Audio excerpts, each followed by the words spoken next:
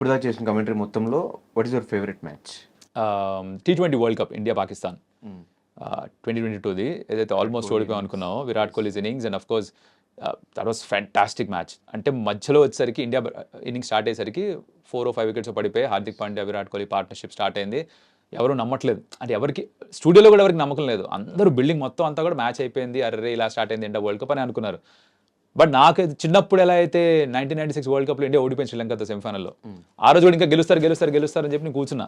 వినోద్ కాంబ్లీ ఏడుస్తుంటే నేను కూడా ఏడ్చేసి ఇంట్లో కూర్చొని. సో అలాంటి అదో పిచ్చి ఉంది నాకు ఇండియా మ్యాచ్లు అంటే. మళ్ళీ అదే చిన్నపిల్లాడు నాలో ఎక్కడి నుంచో వచ్చాడు తెలియదు కానీ పరకాయ ప్రవేశం చేసి లేదు వాళ్ళు గెలుస్తున్నాడు అని చెప్పి అందరికీ చెప్తూ తిరుగుతున్నాను అనమాట రోజు. ఇండియా గెలుస్తుంది ఎవ్రీబడి ఇస్ లైక్ లేదు కష్టం అని. But I kept believing that India will win and ఆ మ్యాచ్ నేను లైఫ్లో ఎప్పుడు మర్చిపోలేను. హైయెస్ట్ మూమెంట్ నాకు అది.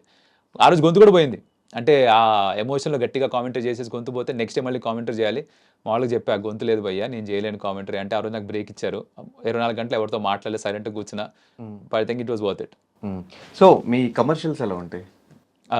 కమర్షియల్స్ ఎలా ఉంటాయంటే ఫస్ట్ ఇప్పుడే అంటానా? ఫస్ట్ అండ్ ఇప్పటిది నేను చెప్పను, because it's not fair to reveal that. Because ఏం జరుగుతుందంటే ABCDE అందరు కంపేర్ చేసుకోవడం మొదలెడతారు, దానిలో గొడవలు అవుతాయి, రైట్? అండ్ ఎవరు కూడా మ్యాచ్ వైజ్ లేదంటే monthly it depends on the nature of contract you have. Like కొంతమంది పర్ డే కాంట్రాక్ట్లో ఉంటారు, కొంతమంది మంత్లీ కాంట్రాక్ట్లో ఉంటారు, కొంతమంది సిరీస్ టు సిరీస్ కాంట్రాక్ట్లో ఉంటారు.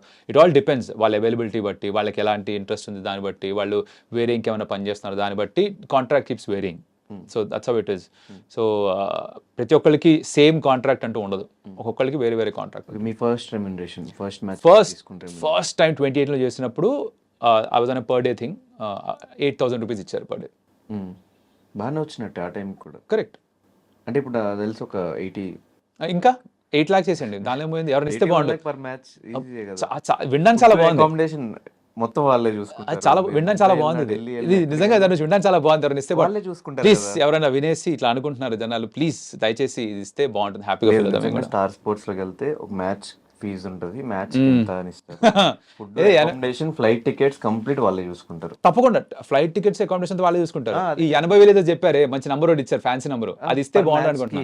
అంటే అప్పుడు 8,000 అంటే ఇప్పుడు ఆల్మోస్ట్ 5 years తర్వాత ఇస్తే బాగానే ఉంటుంది. అదే అంటున్నాను కదా, ఇస్తే ఎవడు కాదంటాడు, ఇవ్వకేగా గోలంతా. సో ఇప్పుడు ఫ్యామిలీ వైజ్ రియాక్షన్స్ ఏంటి బ్రో?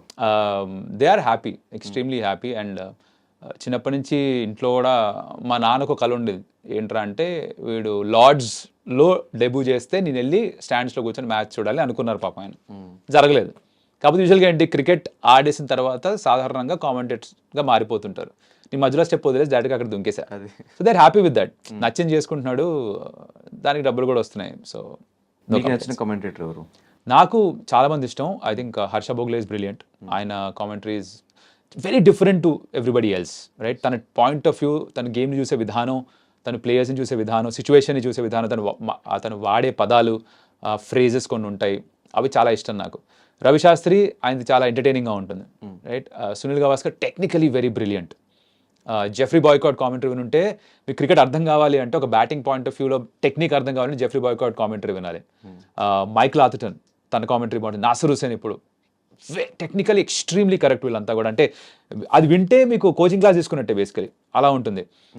తెలుగులో కళ్యాణ్ కృష్ణ, నాకంటే ముందు తనే స్టార్ట్ చేశారు. I like his commentary, very entertaining again. So ఇలా చాలా మంది ఉన్నారు. I like lot of people's commentary. అంటే మీరు స్టార్ట్ చేసినప్పుడు ఎవరు రిఫరెన్స్ ఎక్కువ తీసుకున్నారు? కొన్ని చూసి వెళ్తాం కదా. ఎవరిది తీసుకోలేదు, because I don't want reference. తీసుకుంటే ప్రాబ్లం ఏమవుతుందంటే సబ్ కాన్షియస్గా యూ స్టార్ట్ ఇమిటేటింగ్ దెమ్. నాకు అది వద్దనుకున్నా స్టార్టింగ్ నుంచే. బట్ మధ్యలో చాలామంది ఏమన్నారంటే, కళ్యాణ్ కృష్ణ నేను కలిసి చేసేవాళ్ళం కామెంటరీ, సేమ్గా సౌండ్ అవుతున్నారు ఇద్దరు అని చాలామంది అన్నారు. అప్పుడు మా నాన్న రోజు వింటారు కాబట్టి ఆయన నాకు చెప్పారు, అలా కాదురా నువ్వు ఈ సిలబుల్ కాదు, పక్క సిలబుల్ మీద ఎక్కువ స్ట్రెస్ చేయి, 3 syllables ఉంటే 3rd syllable స్ట్రెస్ చేయి, అప్పుడు డిఫరెంట్గా వస్తుంది, సౌండ్ అవుతుంది అని ఇలా ఇన్పుట్స్ ఇచ్చారు. నేను అప్పుడు కాన్షియస్గా ఎఫర్ట్ పెట్టా to start sounding different. I think that's where ఈ ఎటకారం, ఈ సెన్స్ ఆఫ్ హ్యూమర్, కాస్త ఎంటర్టైనింగ్గా చెప్పే ఈ స్టైల్ ఆఫ్ కామెంటరీకి నేను షిఫ్ట్ అయ్యా. బికాస్ కళ్యాణ్ కాస్త సీరియస్ టోన్లో చేస్తుంటారు. He prefers doing it like traditional కామెంటరీలో చేస్తారు. He goes in that way. నేను అలానే స్టార్ట్ అయ్యా, కానీ దారి కాస్త మారే పక్కకి, జస్ట్ డిఫరెన్షియేషన్ తీసుకురావడం.